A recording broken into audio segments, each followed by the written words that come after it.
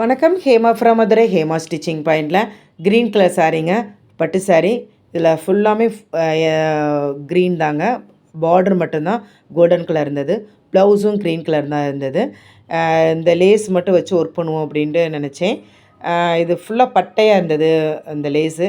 இது ரெண்டாக கட் பண்ணால் அந்த வி ஷேப் இருக்குல்ல பார்த்தீங்களா, அதை மட்டும் வச்சு நெக்கை சுற்றி வச்சு ஸ்டிச் பண்ணிடலாம் அப்படின்னு ஐடியா பண்ணேன். இது இந்த சாரீ இந்த கஸ்டமருக்கு வந்து குழந்த பிறந்திருக்கு. அந்த குழந்தைக்கு வந்து பேர் வைக்கிற ஃபங்க்ஷன் அதுக்கு தான் கொடுத்துருந்தாங்க. 2 டேஸில் வேணும் அப்படின்னாங்க. அப்போ தான் கொடுத்தாங்க. நான் இருக்கிற ஏரியாவுக்கும் அவங்க இருக்கிற ஏரியாவுக்கும் 1 ஹவர் 2 வீலரில் போனாலே ஆகும். சரி ரெகுலர் கஸ்டமர் ஆச்சே அப்படின்னு ஓகே சொல்லி எப்படியோ ஸ்டிச் பண்ணி முடிச்சிட்டேங்க. தச்சு முடித்தோடனே ரொம்ப நல்லா இருந்தது. பார்த்துட்டு ரொம்ப நல்லாயிருக்கு ஆண்டி அப்படின்னாங்க.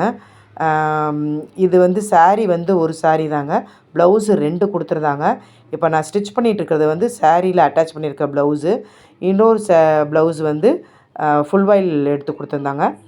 கோல்டன் கலரு வச்சு ஏதாவது ஸ்டிச் பண்ணுங்கள், எந்த சாரீக்குனாலும் போட்டுக்கலாம்ல அப்படின்னு சொன்னாங்க. அந்த வீடியோ வந்து நெக்ஸ்ட் வீடியோ நான் போடுறேன் அந்த ப்ளவுஸை.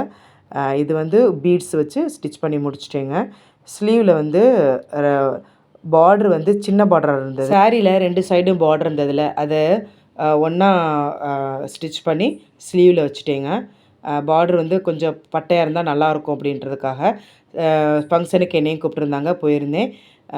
பேக் சைடு தாங்க எடுக்க முடியல, ப்ளவுஸோட பேக் சைடு எடுக்க முடியல. கொஞ்சம் ரஷ்ஷாக இருந்ததுனால எடுக்க முடியல. இந்த மாதிரி கஸ்டமைஸில் வேணும்னா என்னை காண்டாக்ட் பண்ணுங்கள்.